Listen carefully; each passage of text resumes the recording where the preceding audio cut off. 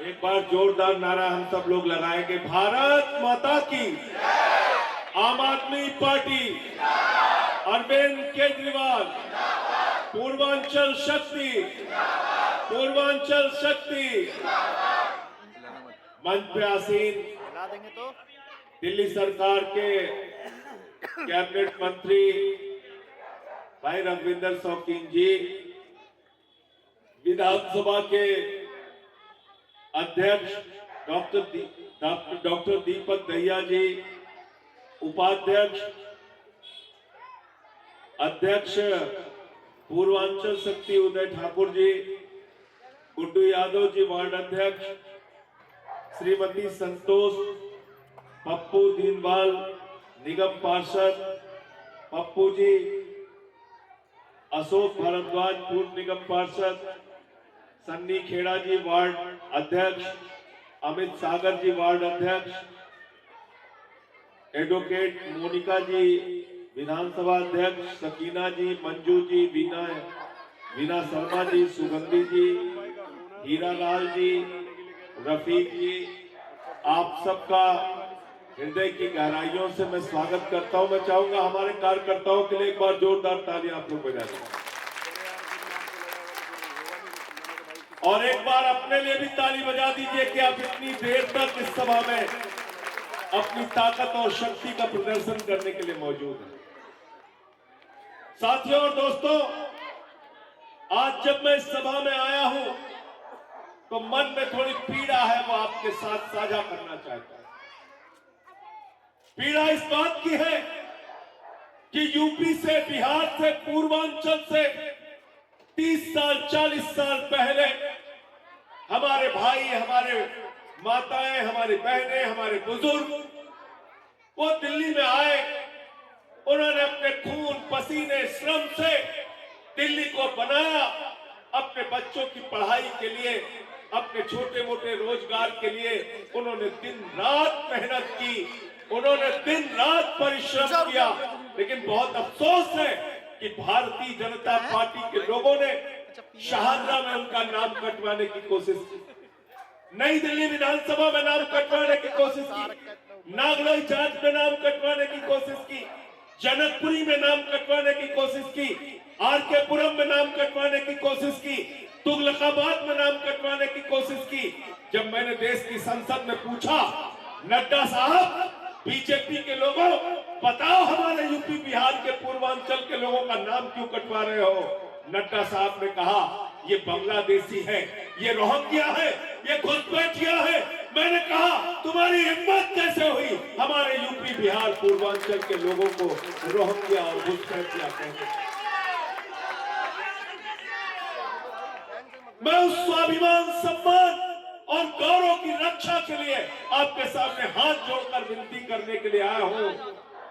उस गाली का जवाब जो देश की संसद में बीजेपी के राष्ट्रीय अध्यक्ष ने आपको दिया है, आपको बांग्लादेशी कहा है, घुसपैठिया कहा है, रोहिंग्या कहा है, उस गाली का जवाब अपने वोट की ताकत से आने वाली 5 तारीख को देना और इनकी जमानत जब्त करा के यहां से भेजना। तैयार हो सब लोग? भाई रघुविंदर शौकीन जी को जिताना है आपको, तैयार है? तैयार है ना? और दूसरी घटना क्या हुई, यही किरानी से हमारे विधायक है ऋतुराज झा जी, वो ब्राह्मण समाज से आते हैं, मैथिली ब्राह्मण समाज से। यूपी बिहार पूर्वांचल के लोगों से उनका नाता रिश्ता है। हमारे उस विधायक को भारतीय जनता पार्टी के एक प्रवक्ता ने राष्ट्रीय टीवी पे ऐसी गाली दी, मैं आपके सामने दे नहीं सकता। इस गाली का बदला, इस अपमान का बदला आपको 5 फरवरी को लेना है। मैं आपको सौगंध देने के लिए आया हूं, जब वोट देने के लिए जाना तो झाड़ू निशान पे बटन दबा के आना और नड्डा साहब को और उनकी पार्टी को जवाब देने का काम आपको करना।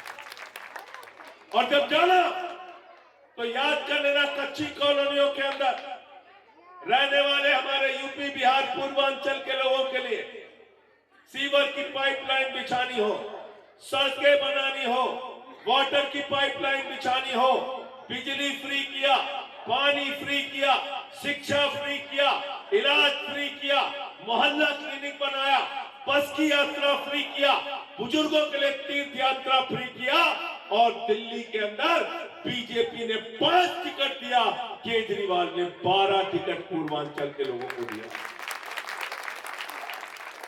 अब हमारी जिम्मेदारी बनती है कि नहीं बनती रघविंदर शौकीन को जिताने की? बनती है कि नहीं बनती है? ये कर चुकाना है कि नहीं चुकाना है? दिल्ली के अंदर आम आदमी पार्टी का प्रदेश अध्यक्ष पूर्वांचल से गोपाल राय, कैबिनेट में मंत्री पूर्वांचल से गोपाल राय, जो रघविंदर शौकीन जी के साथ वह मंत्री है।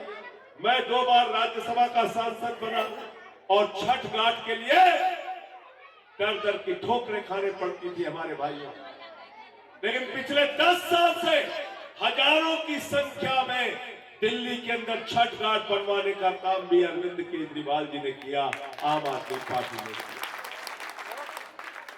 एक तरफ केजरीवाल जी हैं जिन्होंने बिजली फ्री किया, पानी फ्री किया, शिक्षा फ्री किया, इलाज फ्री किया। दिल्ली के मुख्यमंत्री बने, जब सरकारी स्कूलों का दौरा करने जाते थे तो मकड़ी के जाले लगे रहते थे सरकारी स्कूलों, बच्चे टाट पट्टी पे बैठ के पढ़ते थे, बेटियों के लिए टॉयलेट का इंतजाम नहीं था। आज उन्हीं सरकारी स्कूलों में आपके बच्चों की पढ़ाई के लिए एयर कंडीशन कमरे अरविंद केजरीवाल जी ने बनवाए। दिल्ली के अंदर जब अमेरिका के राष्ट्रपति ट्रंप की पत्नी हिंदुस्तान आई, दिल्ली में आई, मोदी जी ने कहा गुजरात का स्कूल देख लो, उसने कहा नहीं देखना। बोले उत्तर प्रदेश का देख लो, उसने कहा नहीं देखना। बोले मध्य प्रदेश का देख लो, उसने कहा नहीं देखना। बोले खट्टर वाला देख लो, उसने कहा नहीं देखना। तो मोदी जी ने कहा फिर देखना क्या है? तो कहने लगी हमें केजरीवाल और सिसोदिया का सरकारी स्कूल देखना।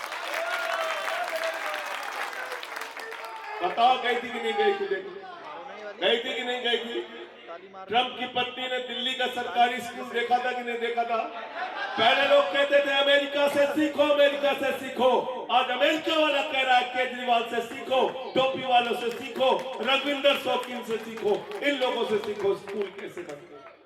हमने दिल्ली के अंदर मोहल्ला क्लिनिक बनाया जिसमें 200 तरह की जांच फ्री होती है, अल्ट्रासाउंड मुफ्त में होता है, दवाएं मुफ्त में मिलती है। हमने दिल्ली में फरिश्ते स्कीम बनाई। हमने कहा रास्ते में किसी का एक्सीडेंट हो जाए तो छोड़ के भागना नहीं, उसके लिए फरिश्ते बन जाना, उसको उठा के अस्पताल पहुंचाना, पहुंचाने का भी 2000 रुपए केजरीवाल जी की सरकार देगी, और इलाज में 50 लाख भी खर्चा होगा तो अरविंद केजरीवाल जी का। बनाया नहीं बनाया? बताओ बनाया, स्कीम बनाया कि नहीं बनाया? फरिश्ते जब हम लोग जाते थे झुग्गियों में प्रचार करने के लिए केजरीवाल साहब के साथ, माताएं बहनें निकलती थी, बुजुर्ग निकलते थे, मुझे याद है, हाथ पकड़ के कहते थे केजरीवाल साहब बीवी का गहना गिरवी रख दिया बिजली का बिल चुकाने के लिए, मोटरसाइकिल बेच दी बिजली का बिल चुकाने के लिए, घर की फ्रीज बेच दी बिजली का बिल चुकाने के लिए। अरविंद केजरीवाल भारत के पहले मुख्यमंत्री हैं जिन्होंने कहा गरीब के घर में रोशनी तो होनी चाहिए, लेकिन उस रोशनी की कोई कीमत नहीं होनी चाहिए, जीरो बिजली का बिल, जीरो जीरो। नारा लगता है दिल्ली के अंदर, बिजली का बिल है जीरो, बिजली का बिल है जीरो, पानी का बिल है जीरो, बस का किराया है जीरो, तीर्थ यात्रा का किराया है जीरो, सब कुछ जीरो कर दिया। भाजपाई पागल हो गए, कहने लगे तो बजट बर्बाद कर देंगे केजरीवाल। अरे बिजली फ्री नहीं दे सकते, पानी फ्री नहीं दे सकते, दिल्ली का बजट बर्बाद हो जाएगा। अरविंद केजरीवाल ने कहा मैं इनकम टैक्स का कमिश्नर रहा हूं, मुझे मालूम है पैसा कहां से निकालना होता है, हमको जनता के लिए पैसा निकालना है, तुमको अडानी के खाते में पैसा देना है। मोदी अडानी की चिंता करता है, केजरीवाल आपकी चिंता करता है। 10 साल में सब कुछ फ्री देने के बाद अरविंद केजरीवाल ने दिल्ली के अंदर मुनाफे का बजट दिया और अब ऐलान किया है, ध्यान से सुनिएगा, गारंटी दी है अरविंद केजरीवाल ने 8 फरवरी को मुख्यमंत्री बनने के बाद हमारी माताओं बहनों के खाते में हर महीने 2100 रुपए की महिला सम्मान राशि आएगी। अगर एक घर में 5 महिलाएं हैं तो 10,500 रुपए उनके घर में आएगा, हर महीने आएगा। फॉर्म भराया सब लोग? मोनिका जी फॉर्म भरवाया सबका है? जिसका रह गया है वो चुनाव के बाद फिर फॉर्म भर लेना, लेकिन आपके खाते में 2100 रुपए की महिला सम्मान राशि जरूर आएगी। 60 साल के ऊपर के बुजुर्गों के लिए, जिनको कई बार उनके बच्चे छोड़ देते हैं, पिता बूढ़ा हो गया इलाज कैसे कराऊं, मां बूढ़ी हो गई इलाज कैसे कराऊं, केजरीवाल ने कहा चिंता मत करना, 1 लाख से लेकर 50 लाख तक का भी खर्चा होगा तो केजरीवाल इलाज कराएंगे, आम आदमी पार्टी इलाज कराएंगे। संजीवनी स्कीम लागू की, दिल्ली के अंदर पुजारियों के लिए, ग्रंथियों के लिए 18,000 रुपए की सम्मान राशि देने का ऐलान किया। और किराएदार पहुंचे केजरीवाल जी के पास, बोले लाखों लोगों को फायदा होता है दिल्ली में आपकी स्कीम का, लेकिन कुछ किराएदार हैं जिनको फायदा नहीं होता। केजरीवाल जी ने कहा किराएदारों का मीटर अलग लगवाऊंगा और बिजली पानी का सारा फायदा उनको भी मिलेगा।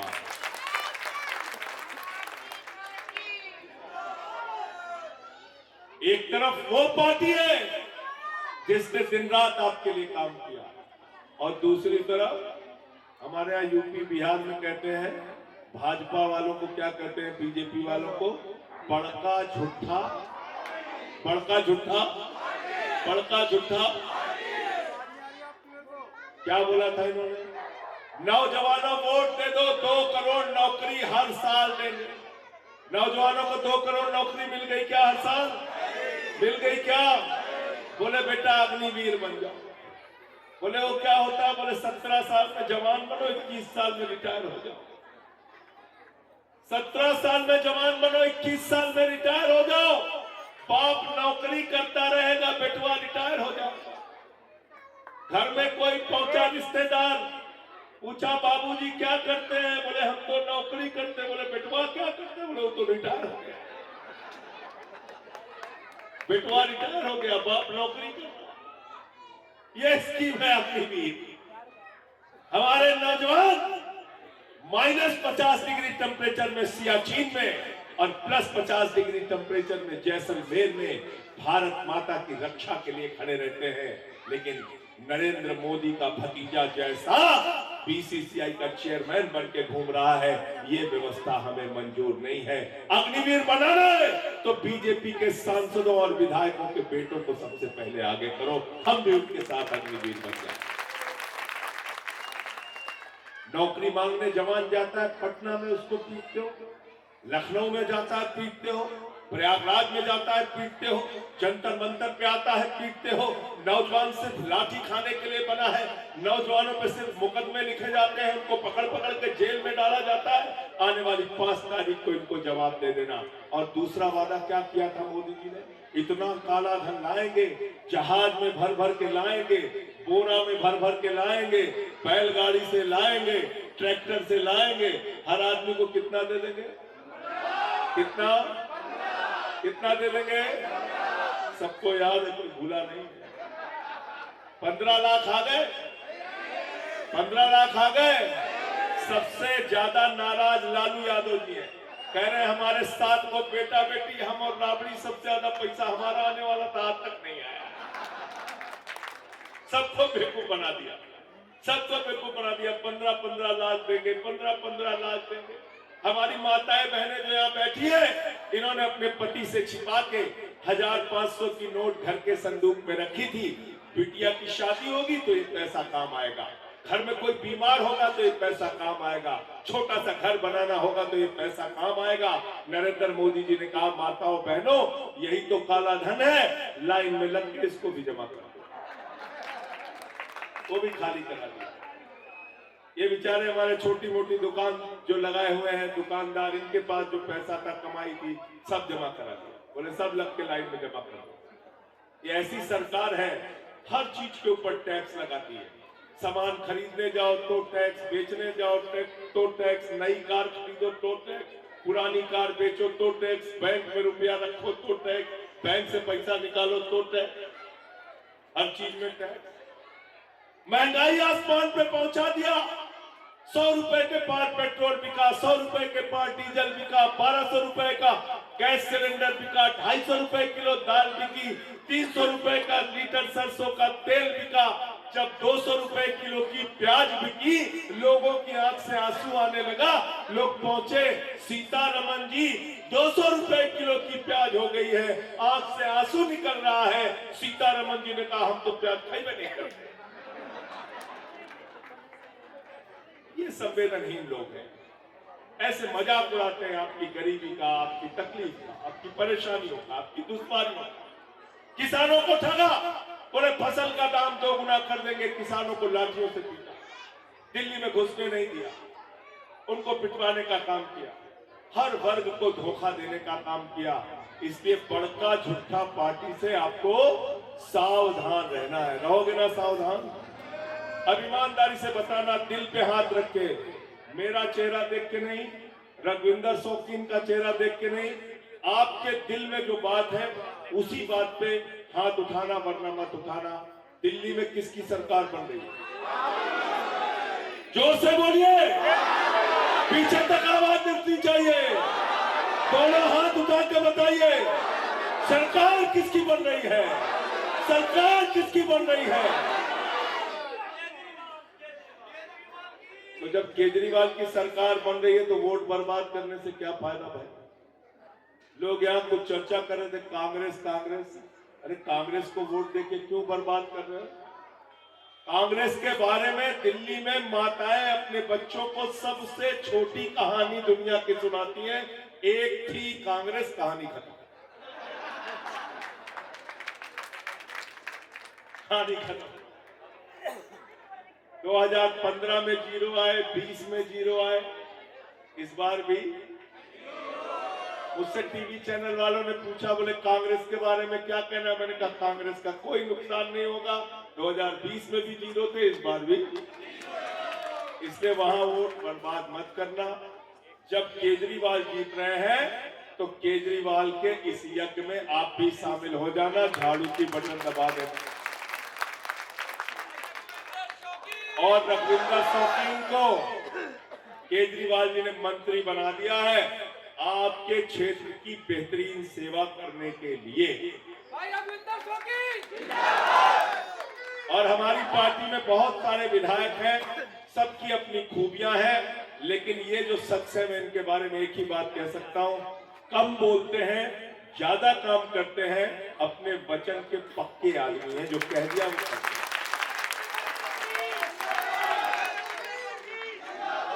गलत तो नहीं कह रहा? गलत तो नहीं कह रहा? तो 5 तारीख को बटन कहां दबेगी आपकी? कहां दबेगी? कहां दबेगी? अरे झाड़ू बहुत काम की चीज होती है, बहुत काम की चीज होती है। घर की सफाई करनी हो तो क्या चाहिए? मोहल्ले की सफाई करनी हो तो क्या चाहिए?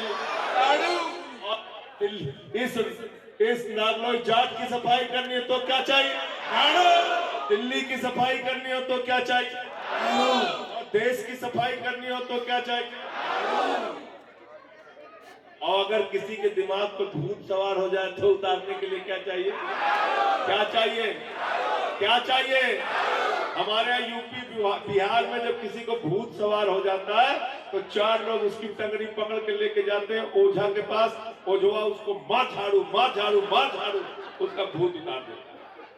हमसे भाजपा ये बड़ा नाराज हो गए, हमसे कहने लगे कि संजय सिंह जी आप कैसे कह रहे हैं कि हमारे ऊपर भूत सवार है?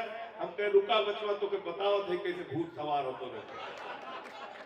तो हमने बताया उनको, हमने कहा जब हम बड़े हुए तो हमारे माँ बाप ने हमको शिक्षा दिया, पढ़ाया, बताया कि प्रभु श्री राम ने आकाश बनाया, अंबर बनाया, धरती बनाई, इंसान बनाया, प्रकृति बनाई, सृष्टि की रचना की। प्रभु श्री राम हम सबको लेकर आए हैं, लेकिन भाजपाइयों के दिमाग पे भूत सवार हो गया। वो कह रहे हैं वो लोग प्रभु श्री राम को लेकर। पागल आदमी बोलेगा ना ऐसा? समझदार आदमी ऐसा बोलेगा क्या? प्रभु श्री राम को आप ला सकते हैं क्या? आप ला सकते हैं भगवान को क्या? अरे भगवान को इंसान ला सकता है क्या? तो इसलिए ये भूत, ये अहंकार उतारने के लिए प्रभु श्री राम ने कहा, भाजपाइयों पहले तुम अयोध्या हारो, फिर तुम पुष्पवनपुर सुल्तानपुर हारो, फिर तुम प्रतापगढ़ हारो, फिर तुम कौशाम्बी हारो, फिर तुम प्रयागराज हारो, फिर तुम चित्रकूट हारो, फिर तुम सीतापुर हारो, रामपुर हारो, सब जगह हार गए भाजपा। हारे नहीं हारे बताओ? और अब इस बार दिल्ली के अंदर भी इनकी जमानत जब्त करके वापस भेजना भाई। केजरीवाल मजबूत पहलवान तो है कि नहीं, बताओ? एक केजरीवाल से लड़ने के लिए कितने पहलवान आ गए भाई?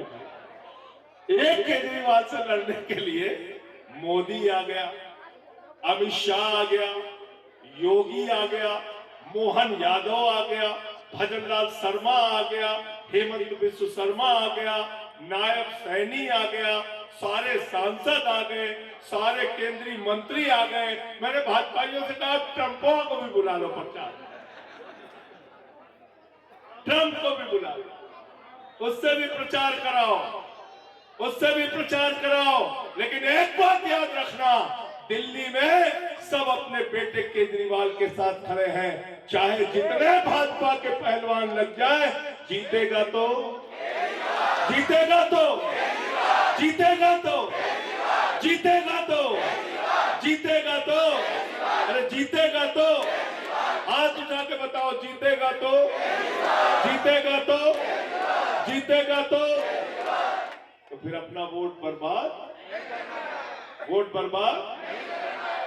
जब सारा काम केजरीवाल कर रहे हैं, जीत केजरीवाल रहे हैं, तो वोट बर्बाद। किसको जिताना है? भाई रविंदर शौकीन को। भारत माता की, आम आदमी पार्टी, बहुत बहुत शुक्रिया, बहुत बहुत धन्यवाद।